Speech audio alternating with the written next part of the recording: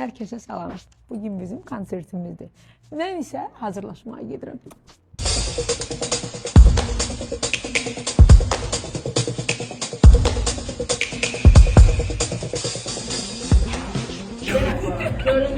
Heyecanlısınız.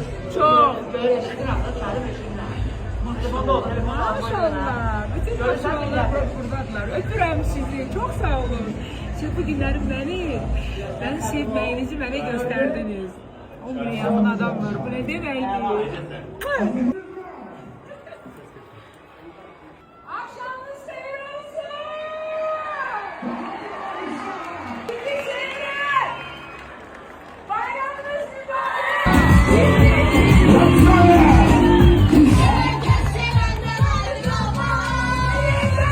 Yar ister atar beni, o bilir ben bilerim.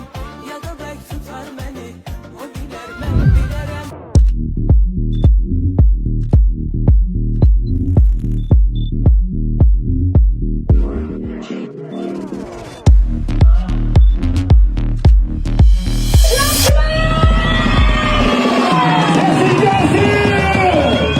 Sənə ateşin salam Naxçıvan, Naxçıvan, Allah